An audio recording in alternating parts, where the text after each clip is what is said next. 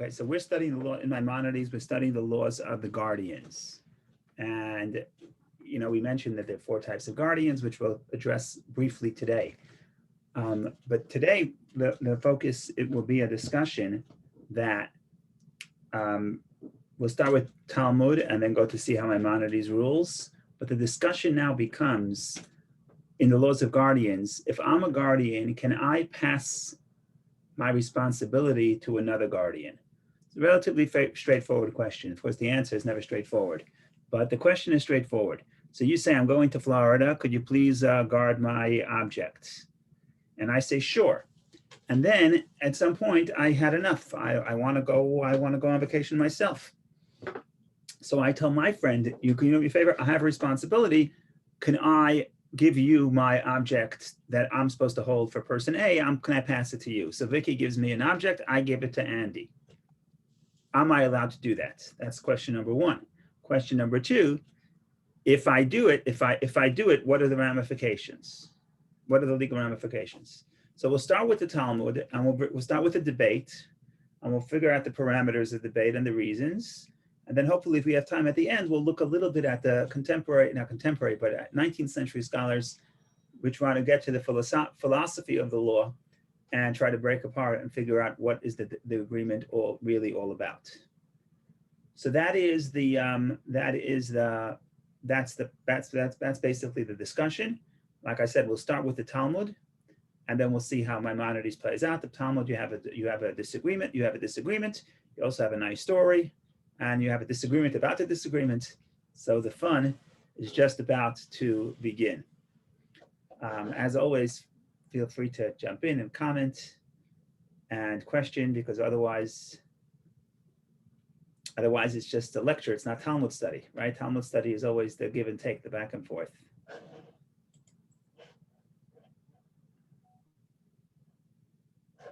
Okay, so let's see if I can share the Maimonides here. Close this guy down. Sorry, share the Talmud. That's what we want to do. We want to share the Talmud. No, make another attempt.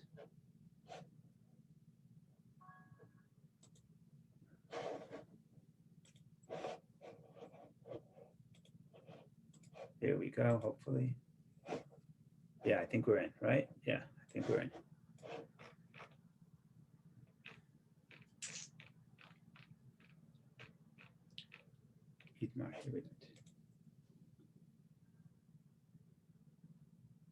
Okay, so here's the piece, Baba Metzia, the middle gate, which is the middle gate, page 36a. I'm actually very excited to learn this because my son is studying this chapter in the Talmud, and I have to be up to date with him, so he shouldn't think his father doesn't know the Talmud when we study. So I told him last night that I'm going to have a head start because he's up to page 35b, and today I'm studying 36a. So I'm going to have the head start. So I'm very excited about that. Okay, so here's the law. Itmar, we learned, it was stated, there is an Amoraic dispute. So what's Amora? Amora is the name. The sages of the Mishnah have one name. They're called Tanaim. And the sages of the Talmud that explain the Mishnah are called Amoraim. Aramaic for Amora is to say, the sayers, the people who offer interpretation. So we have an Amoraic dispute with regard to a bailee who conveyed to another bailee the deposit with which he was entrusted.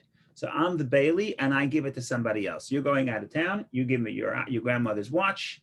I am the guardian. After a while, I get tired. I say to my friend, can you please guard her grandmother's watch?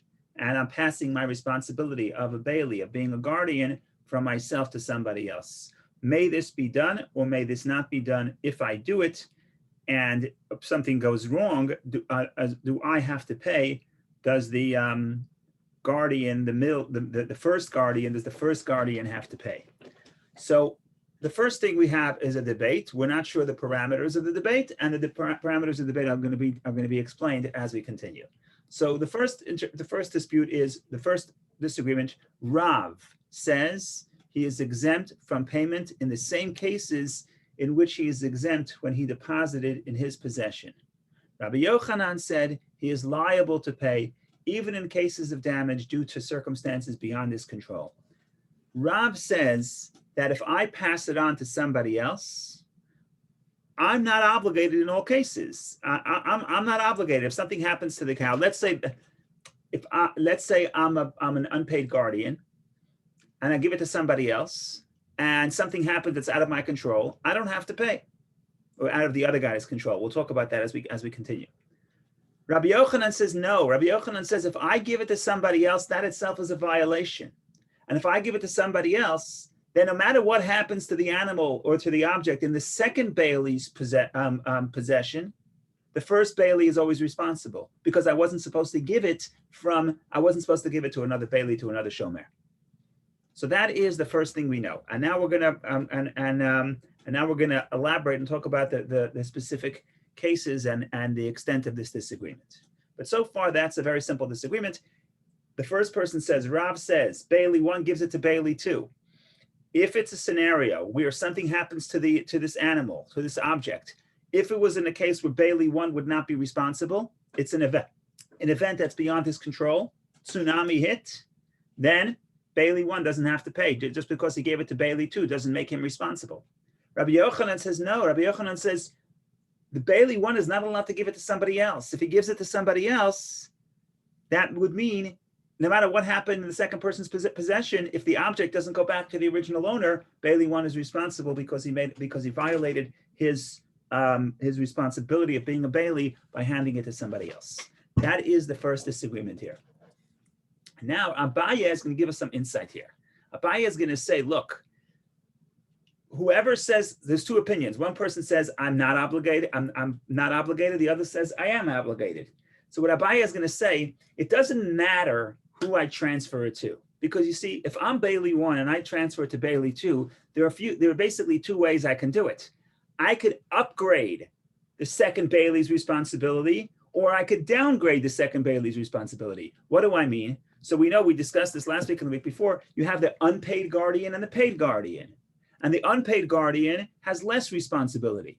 And therefore, if it's stolen from the unpaid guardian is not liable.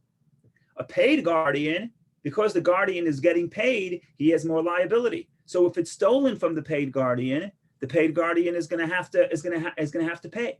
So what Abaye is going to say, the question of passing Bailey 1 passing to Bailey 2 is it's irrelevant who I give it to. If I'm an unpaid giving it to a paid or a paid giving it to an unpaid, that's not the discussion if I'm making it better or making it worse. There's a more fundamental question, and we'll get to the fundamental reasons of these two opinions as Abaye spells it out. So that's what we're about to do.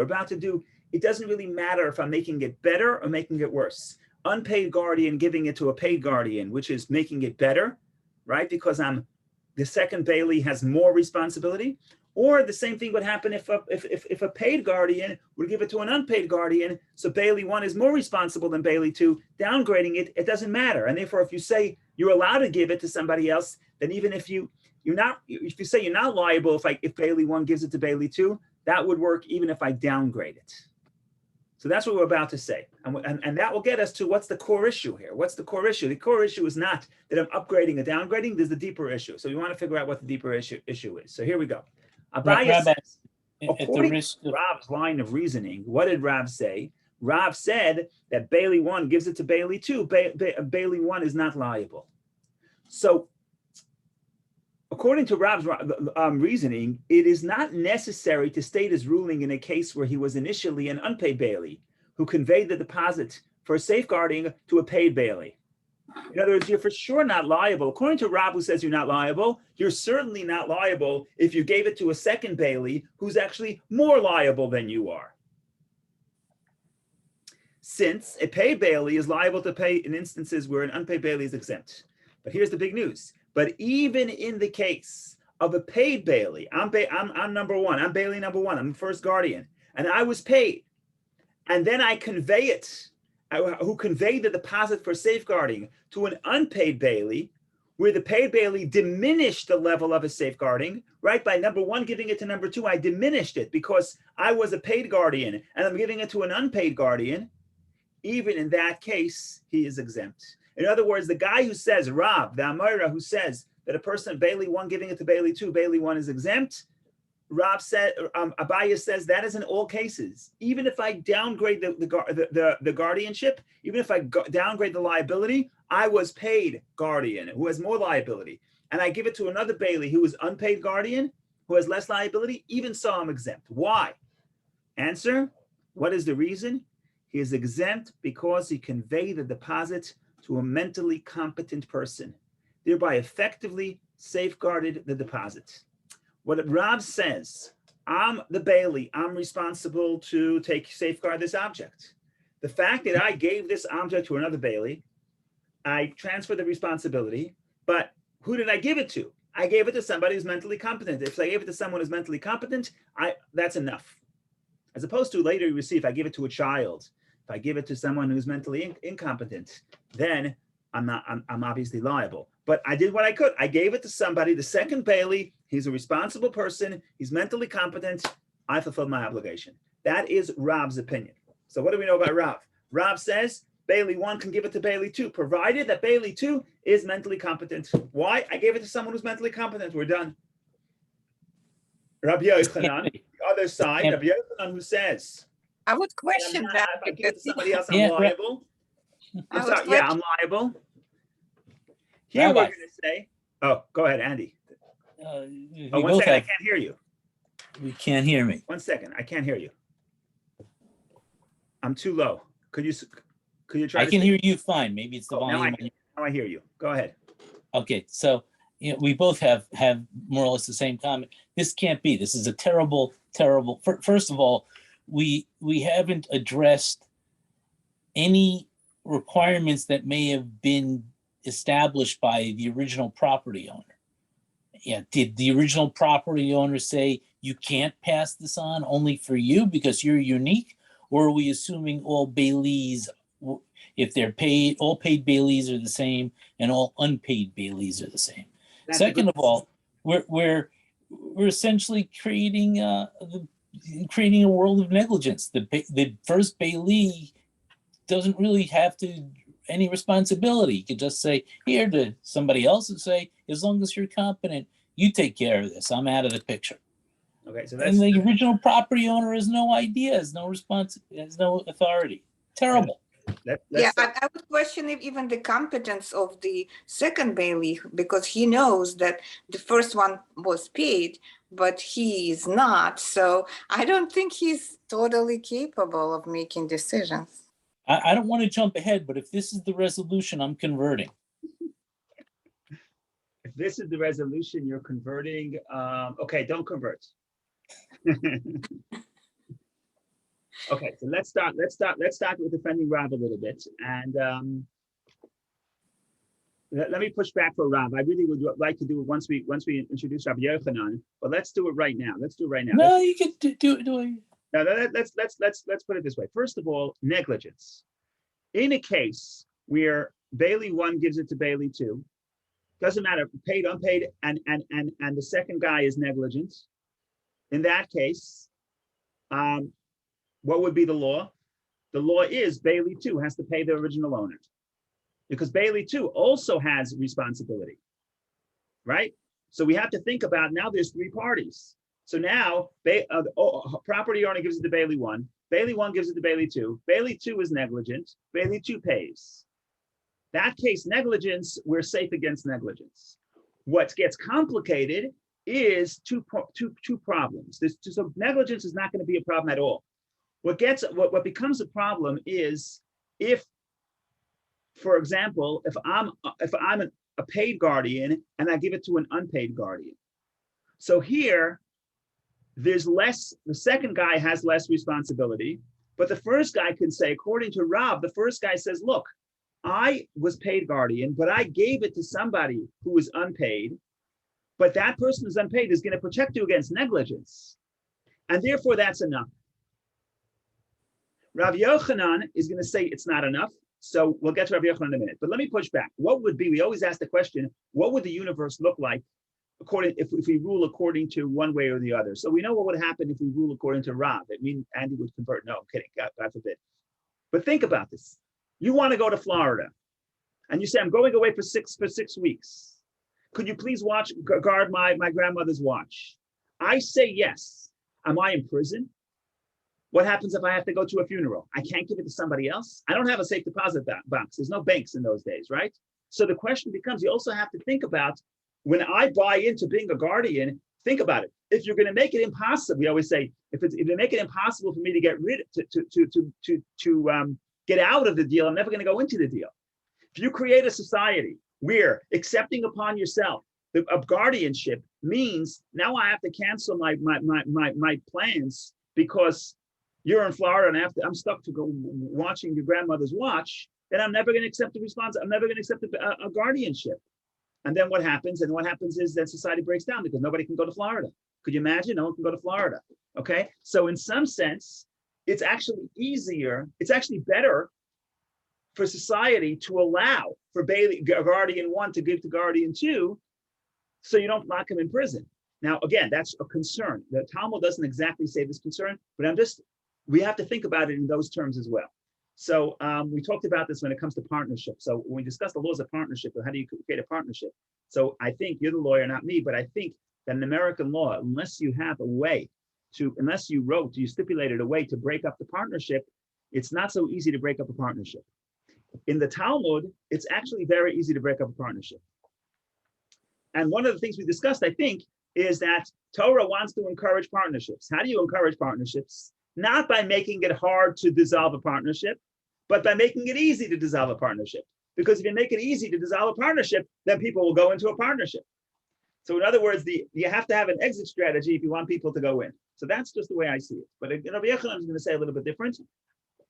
To your other point, which is, did the guy stipulate? Did the original property owner stipulate? That's going to be very interesting.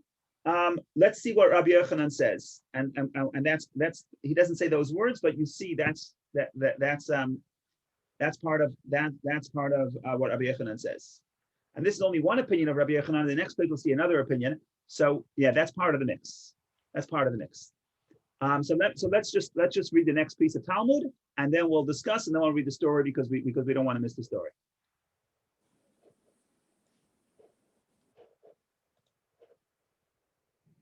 Now, according to Rabbi Yochanan's line of reasoning, who's Rabbi Yochanan? Rabbi Yochanan is the guy that says that Bailey 1 could not give it to Bailey 2. If Bailey 1 gives it to Bailey 2, Bailey 1 is liable.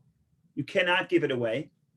So you certainly can't downgrade, but you can't even upgrade, right? If I'm unpaid guardian, I can't give it to a paid guardian. Seemingly, I'm making it better for the property owner. Rabbi Yochanan says, no, you can't do it. And if you do it, you're liable. According to Rabbi Yochanan's line of reasoning, it is not necessary to state his ruling in a case where he was initially a paid bailee who conveyed the deposit for safekeeping to an unpaid bailee, as the paid bailee diminished the level of his safeguarding, since an unpaid bailee is exempt in instances where the paid bailee is liable to pay. So that you don't have to say. But even in the case of an unpaid bailee who conveyed the deposit for safeguarding to a paid bailee, where the unpaid bailee enhanced the level of his safeguarding, he is liable to pay. What is the reason he is liable? And this Andy will like, because the owner of the deposit said to him, it is not my desire that my deposit be in the possession of another bailee. In other words, even if it's unstated, Andy wants to know if it was stated. Let's say it was unstated. Rabbi Yochanan says, I have an object. The homeowner says, I have an object that's valuable to me. I gave it to you. I chose it to you. I chose you. I trust you. I don't want my object to be in someone else's possession. So that's why Rabbi Yochanan says you can never give it to someone else. And if you do, if the bailee 1 can never give it to bailee 2, even if bailee 1 is upgrading the guardianship, bailee 1 was unpaid and he gives it to a paid guardian, even so, he can't give it. And if he does, he's liable. Let's say he comes and then there's a onus, something that's out of our control. A tsunami hits where all guardians are not liable. But bailee 1 would be liable because bailee 1 had no business giving it to bailee 2. That is Rabbi Yochanan's position. Why? I think this is what Andy is saying in other words. And Andy's saying in other words, I don't want my deposit to be in someone else's possession. I gave it to you. It's not somebody else. Later, we're going to have one more reason that actually qualifies. There's one more reason that to say why you cannot give it. One more reason to say you cannot give it, a little bit different, related. And Maimonides chooses one, but he probably believes in both, as hopefully we'll have time to discuss. But before we go to the end of the section, I want to read the story because it's a nice story. I mean, the plot is not great, but it's okay. You know, you study Talmud, every time you get a story, it's like, oh, finally, no more difficult discussion, a story. It's like a breath of fresh air. So here we go. Rav Chisda said, the statement that, I love this. This is great. Why do I love this? Because Andy was so upset at Rav. How could Rav say that you're allowed to give it to somebody else? Rav Chisda is Andy's friend. Rav Chisda said, by the way, Rav never said it. Rav ruled about a specific story. People thought that's because Rav says you're allowed to give it to another Bailey, but it's not true. It could be read otherwise. You'll see the story. So the story, you'll see, in other words, Rav never said Bailey 1 can give it to Bailey 2. There was a story, Rav ruled a specific way. Some people think it's because Rav says Bailey 1 can give it to Bailey 2 in all cases, but Rav Chisda says, no, Rav never said that because that's a specific case, which is an exception. So according to Rav Chisda, there's no disagreement. Rav never said it. So Rav Chisda would make Andy happy.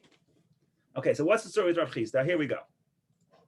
Says Rav Chisda, Rav Chisda said, this statement that is attributed to Rav was not stated explicitly. Rather, it was inferred from another statement of his. As it is related, there were these gardeners who each day would deposit their spades with a certain old woman, right? They'd go to work, they would clean the gardens or do whatever they work, and then at the end of the day, they would collect their spades, give it to a woman to guard until the next morning. One day, they deposited their spades with one of the gardeners. He heard noise from a wedding hall. He saw a party. He's like, I gotta go party. I don't want to sit here stuck guarding the spades. I want to party. So what did he do? He deposited the spades with that old woman. In the time that he went and came back from the wedding, their spades were stolen. What do? So the other gardeners came to this guardian, and they said, look, we want our spades back. You got to pay for our spades. He says, what do you mean? I gave it to the old woman. They say, we never gave it to the old woman. We gave it to you. You're Bailey 1. You have no business giving it to Bailey number 2. They came before Rav, and Rav exempted the gardener who deposited the spades with the old woman. Now, one who observed Rav's ruling thought that Rav issued that ruling due to the fact that a Bailey who conveyed the deposit to another Bailey is exempt. In other words, like I said, people heard this story, they saw Rav's ruling, they inferred from that Bailey 1 is allowed to give it to Bailey 2. Why? Because here, the gardener gave it to the old woman, gardener Bailey 1 gave it to the old woman Bailey 2, and he was exempt. But Rav Chisda says, no, that's an exception. That's not what Rav, we don't know what Rav would say about Bailey 1 giving it to Bailey 2 in a standard case. This case is different. Why? There, in the case of the spades, it is different, as the gardeners themselves will deposit their spades with that old woman. Since the gardeners cannot claim that it is not their desire for their deposit to be in the possession of the old woman, the gardener who did it is so exempt. Rav Chisda says that case is the different case. What are you going to say? Andy, like Andy says, the homeowner doesn't want his object to be in someone else's possession. Yes, but for decades, you for many times have given, the gardeners have given their object to the old woman. So now the gardener says to the other gardeners, why wouldn't I give it to the old woman? You don't trust her? Of course you trust her. You trust her every other night. So that is the exception. In other words, from Rav Chisda's point of view, we don't even know that Rav says what we think he says, that Bailey 1 is allowed to give it to Bailey. If Bailey 1 gives it to Bailey 2, he's exempt because we derive it from a story, but that story is an exception. That story is a case that is not usual. So that is the way Abaye read this piece of Talmud. We're going to skip a little bit, go to the way Rava reads this piece of Talmud. He gives a little bit of a different reason, and then we jump back to Maimonides. So far, so good. Everybody's happy. No one's leaving. No one's protesting. I'm not going to start my conversion proceeding. Just good. Put it on hold. Put it on hold.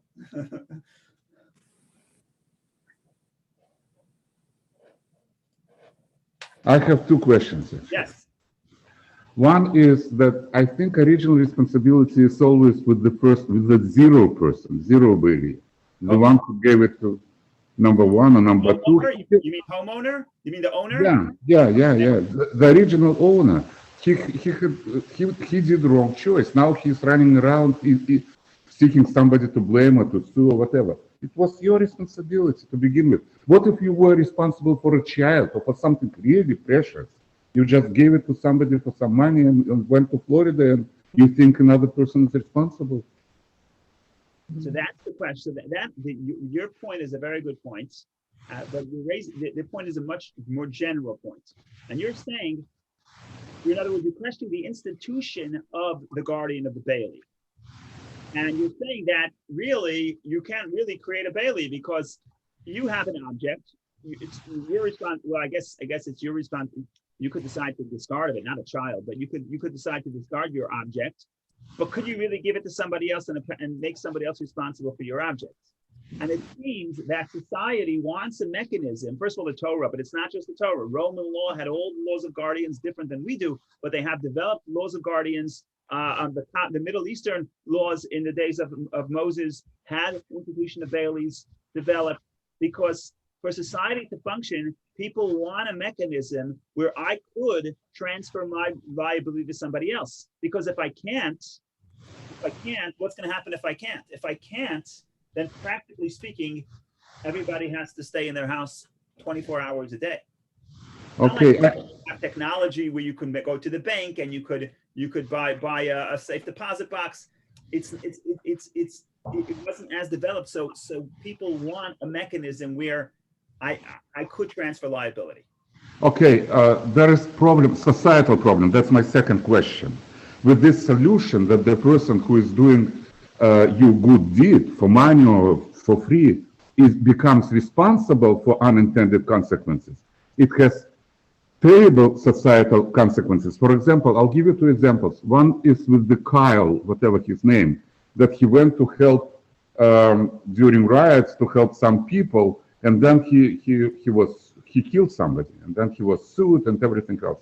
And second example is people now you can rape somebody in public transportation and nobody will say anything. There are several examples what's happening. And why? Because if you do a good deed, if you get up, maybe the person who is raping is wrong color or something, you will become responsible for this. You will go through hell after this. Why did you do this? Why did you apply force? Maybe you hurt him or something like this. So people now, our society, don't react if the bad things are happening.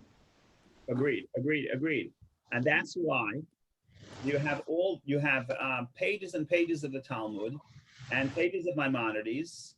What we're trying to do is you could probably never get it right. What we're trying to do is create balance. We're trying to create a scenario where when I become a guardian, I have some level of liability, but you mentioned is if it's out of my control. If it's out of my control, if it's negligent, then I'm not responsible. So in other words, you're right. You're putting your finger on the essential questions. Could I transfer responsibility? If I do, how much responsibility does the second guy have? And that's why, and it's not a simple answer. How do I know it's not a simple answer? Because like I said, there's a chapter in Talmud and many pages in Maimonides, and there's 2,000 years of discussion about what are the parameters of the liability that I'm transferring and what is the responsibility of Bailey 1. And this case is Bailey 2. So in other words, yes, we want to protect two things. We want to protect the ability of someone to accept responsibility.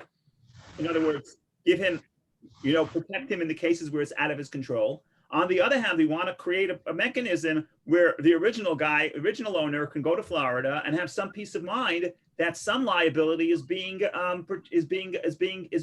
accepted by the Bailey. So you're right. I agree with everything you said, but I think that we have to what the Torah is trying to do, and what every system of law is trying to do, is create a mechanism where you can give some liability, but also protect the Bailey.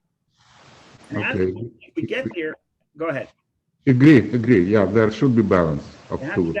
And that's why people say, why is it so kid? Why are we spending so much time about this? But it's not only a technical law; it's the essential question. And you put your finger on the essential question. Who could I give over? How much am I giving over? We have to protect the original owner. We have to protect Bailey 1. This is just interesting because we're throwing in Bailey 2. But as we will see at the end, hopefully, it's also a question of the parameters of when can I get out. If I become a Bailey, I can't give it back to the original owner. He's in Mexico, he's in Florida, he's in Hawaii, right? But if I get out by giving it to someone else, that's according to the 19th century commentaries, that's the essential question. Okay, but we're not there yet.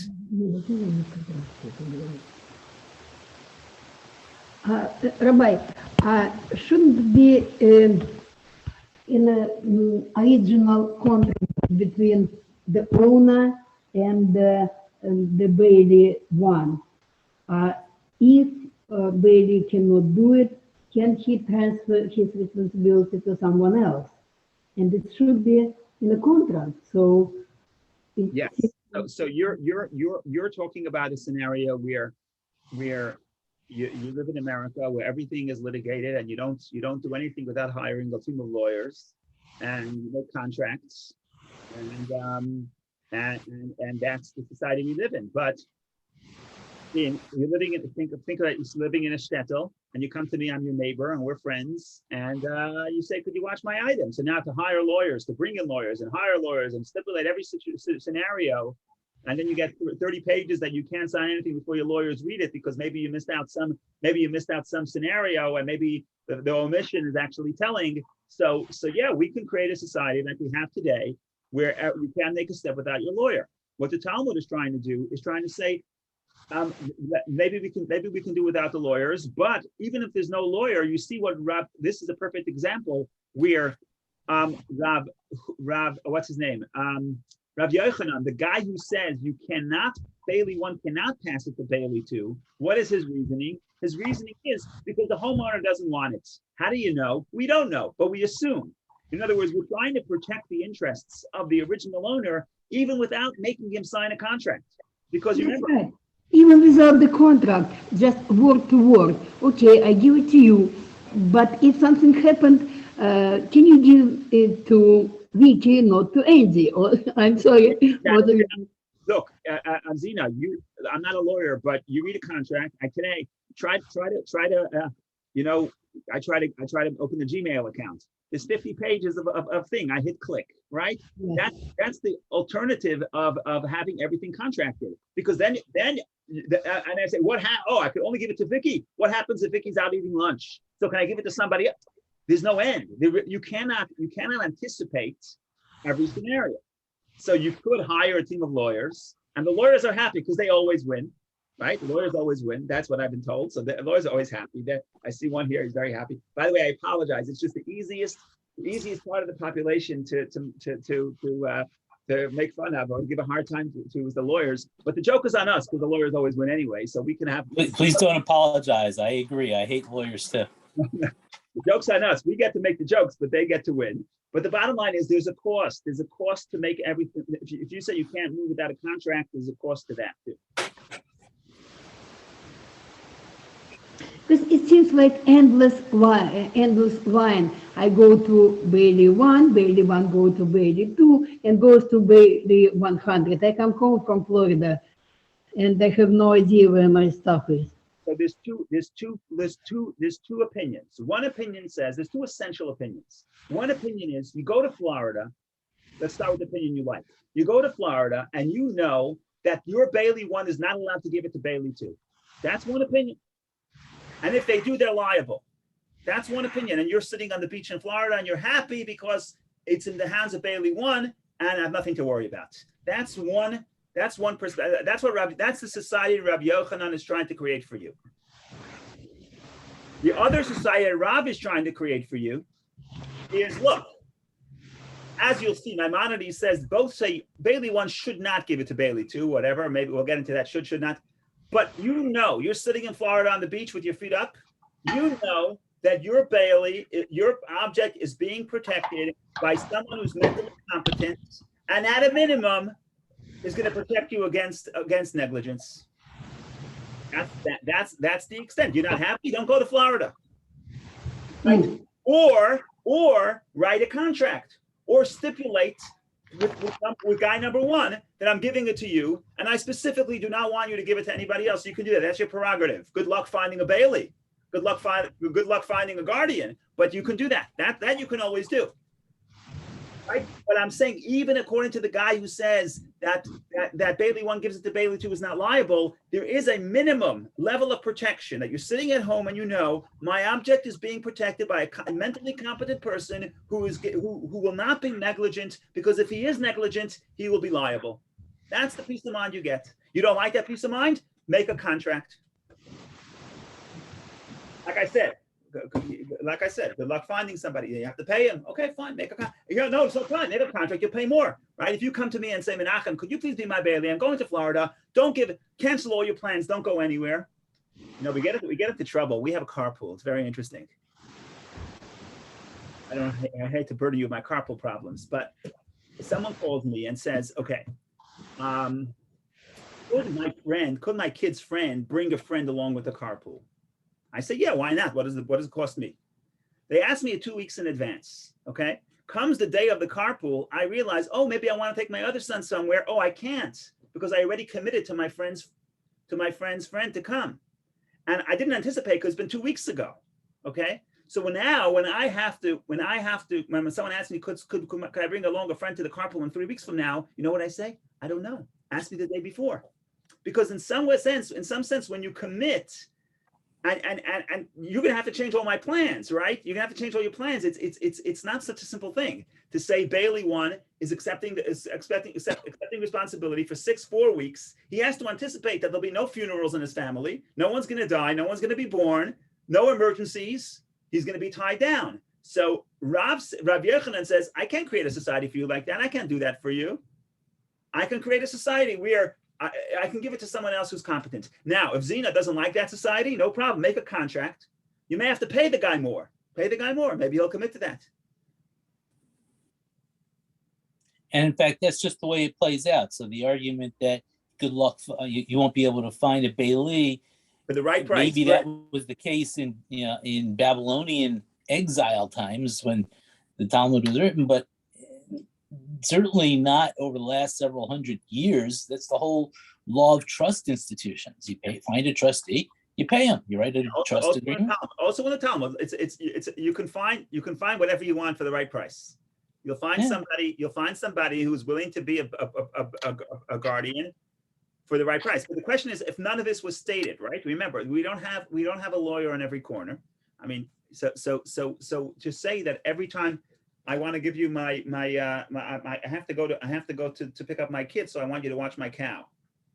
Right? It's not a car. I give you my car, the car parks, and you're done. But you're right. My cow has to move around.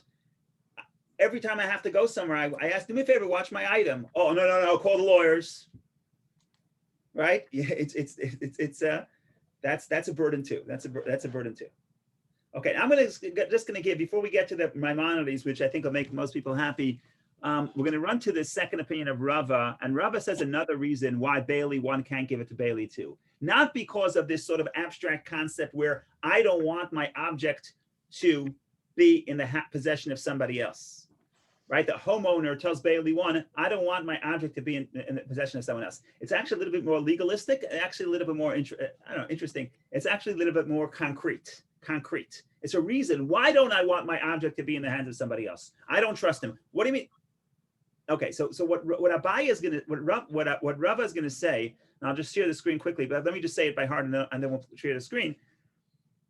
He says like this: when you're a Bailey, sometimes you're exempt. When are you exempt? If it's a matter that's not in your control, or if you're an unpaid Bailey, if it was stolen, there's always cases when you're exempt. However, according to the Torah, biblical law, in cases where Bailey is exempt, he has to take an oath to say that what he claims happened, right? So let's say I'm an unpaid Bailey and I say that the thing was stolen. I have to take an oath that it was stolen, and then I'm exempt. Let's say I say a tsunami hit. Tsunami is a bad example. Let's say I say the animal just had a heart attack and died. I have to take an oath and I'm exempt. If I'm exempt, I have to take an oath that the facts happen as I said they are.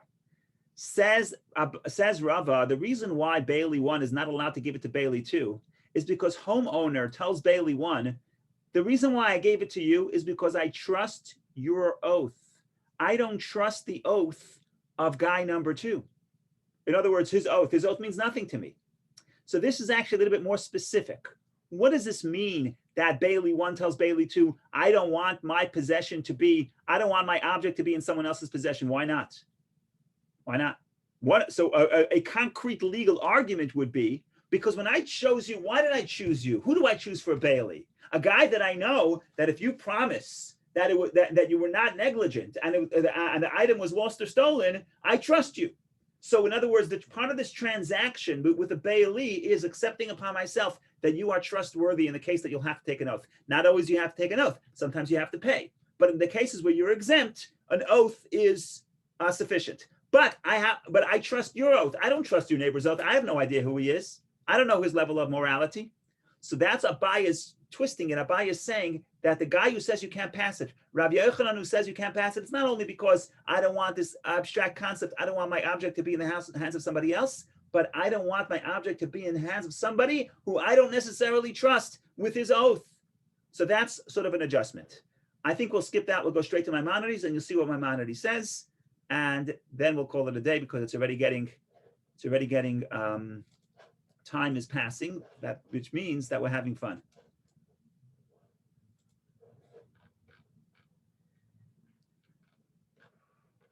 Okay, we started this section last week, and we're going to go to right here. I hope Maimonides is not going to surprise me. I think I know what he's going to say, but you always have to be prepared for surprises. Let's see if I can make this bigger. How do I make this bigger? There's got to be a way. Zoom 100. There we go. Okay, so here's the case. Oh, Maimonides says,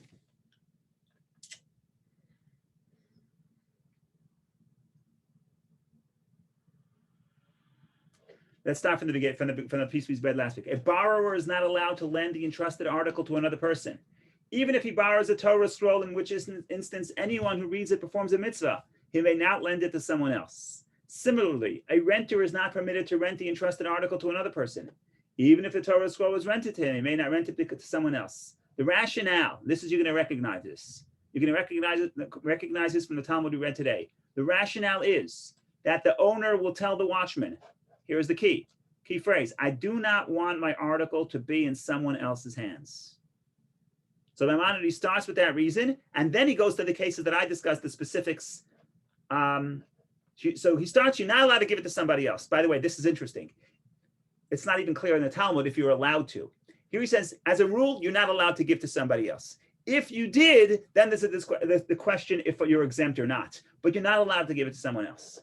Now, the following rules apply if the watchman transgressed and entrusted the article to another watchman. Okay, this gets a little bit complicated.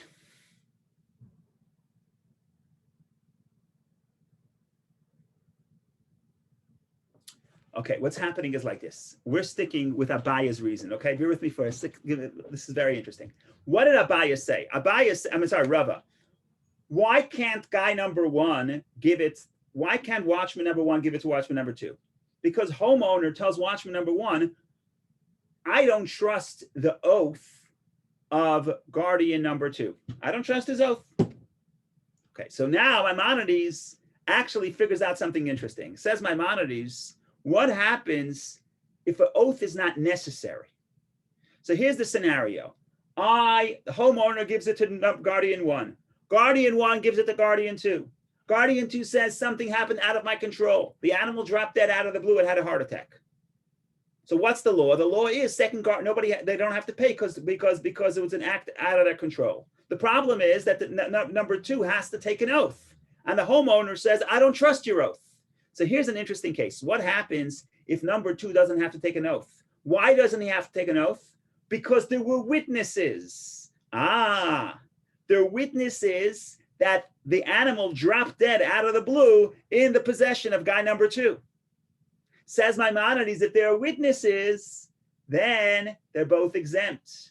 Because what was the reason? What was Rava's reason? Rava's reason was the homeowner tells number one, I don't trust the oath of number two. Okay, but if there's no oath, because there are witnesses to the fact, then everyone's exempt. If there are no witnesses, then the law is guardian one has to pay homeowner because he should not, and he's happy, he cannot give it. Well, he can never give it to someone. He's not supposed to give it to number 2 anyway. But even if he did, he does not. He has to pay because the homeowner says, I don't trust number 2's oath. So I think Andy would be happy. I think that's what Maimonides is going to say. I may be wrong. You never know. There's always surprises. So let's read. So the following rules apply if a watchman transgressed and entrusted the article to another watchman. Watchman 1 gives it to watchman 2. If there are witnesses who testify that the second watchman guarded the article in the appropriate manner, and the article was destroyed by forces beyond his control, the first watchman is not liable, for there are witnesses that the article was destroyed by forces beyond his control. And what we know is, we'll see later what it means, we don't need an oath. If there's no oath necessary to exempt guardian 2, then homeowner has no claim, I don't trust the oath of guy number 2. If there are no witnesses to give such testimony, the first watchman is liable to pay the owner, for he entrusted the article to another watchman. And what's the problem? Maimonides, the commentaries explain, what Maimonides really means is, and you can say that the animal died beyond the control of the guardian, because we don't know that. Oh, trust his oath? The homeowner says, I don't trust his oath. But now, afterwards, he should enter into the litigation with the second watchman. In other words, the first watchman has to pay the homeowner. Now the first watchman can go and argue with the second watchman, and the second watchman will have to take an oath to the first watchman.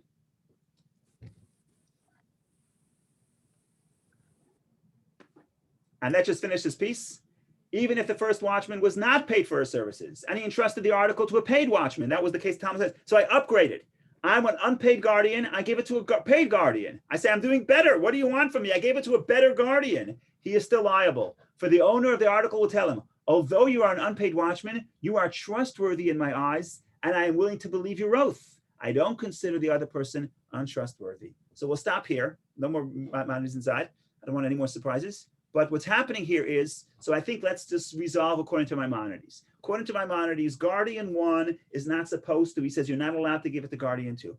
You accepted responsibility, do not give it to guardian 2. You're not supposed to. Maimonides, see, that's a rule. It's surprising why Maimonides says that, because that's not clear in the Talmud. The Talmud seems to be saying, there's a debate, you're not supposed to give it to somebody else. If you do, then he rules according to the opinion that most of us here agree with. Maimonides rules that I would be liable because the owner says, don't give it to somebody else. Don't go running to somebody else. Why not? Because I don't trust the other people. Not I don't trust them. I don't trust their oath is to give the specific legal claim. Therefore, as a result, if there's a case where no oath is necessary, right? Homeowner gives it to guardian 1. Guardian 1 gives it to guardian 2. Something happens that's beyond the control of guardian 1. A tsunami comes, I don't know, something happened beyond the control of guardian 1. I'm sorry, guardian 2, beyond his control. So if there's no oath necessary because there are witnesses that this object indeed got destroyed in a manner that's beyond the control of the guardian. So if there's no oath necessary, then guardian 2 and guardian 1 is exempt. Why? Because he says, look, I gave it to somebody who's trustworthy. You don't trust his oath, but in this case, there's no oath necessary. But that's an exception to the rule. The standard case is if you, this is very interesting. The homeowner gets to say, so let's protect Zina's opinion and Andy's opinion. You went to Florida. You come back. I come and you say, where's my item? I said, I gave it to somebody else who's a trustworthy person because I had to go out of town and something happened that's beyond the control of the second guy. So the second guy should be exempt. What do you tell me? You tell me, Menachem, I'm sorry. It doesn't work that way. I said, what do you mean? The Bible says, the Torah says in portion of Mishpatim that the guardian takes an oath and he's exempt. But you say, I don't know that person. I don't trust his oath. When you gave it to me, it's because you trust my oath. When a homeowner gives it to guardian 1, it's because you trust my oath. I then go and give it to guardian 2. You don't trust their oath. So in that case, in most cases, the case would be you're not allowed to give it to somebody else. If you do give it to somebody else, you are you're liable to pay if an oath is necessary. If an oath is necessary to exempt, you have to pay because you can't be exempt because with the exemption is an oath, and I don't accept the oath. So that's the debate in the Talmud. Just take 60 seconds to basically say what the 19th century commentators specifically Reb Chaim of Brisk, and they started the Brisk Yeshiva, and they would try to focus on the philosophy of the law and figure out what's the deeper position here. And without getting into the specific details, it turns out that he believes that the original dispute about whether you can pass it on is whether you could unilaterally conclude your obligation as a guardian. And the person who says you can't pass it on says you're a guardian, you accepted guardianship, you cannot conclude your obligation as a guardian. The second guy says you can conclude your obligation as a guardian. You have to do it in a responsible way that will ensure that the item goes back to the original owner, and that's why you can't just conclude your obligation and leave it on Greenwich Avenue. That's negligence. But you can conclude your obligations as a guardian unilaterally, provided you assure a mechanism that it will go back to the original owner by appointing a second guardian. So that's really the question. The question is, when I become a guardian, am I saying that I'm a guardian and there's no exit strategy, or is there an exit strategy? And again, the rule would be that, like I said, Maimonides says you can't give it to somebody else. If you do, then in most cases you would be liable, unless there's actually witnesses that testify that the thing was destroyed in a manner beyond the guardian's control. So thank you very much for joining. I had a great time this morning, so I appreciate it. Thank you for coming along for the ride. Comments, questions, jokes, anything else, of course, always welcome. But Rabbi, what if the thing that is beyond control of the second guardian would not have been beyond the control of the first guardian? So that would depend. You have to get back into the cases, and you have to think about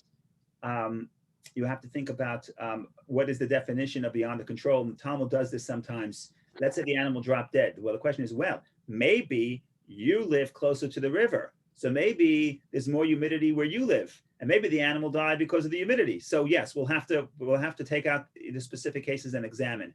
In general, I think the answer would be that if it's beyond the control of the second guardian, the answer is we're talking about then the second guardian. This opinion would say the second guard. My guess is everybody would be exempt because remember, when guardian number one gives it to guardian number two, even though he's not supposed to, the only claim against him is that I don't trust the oath of the second guy.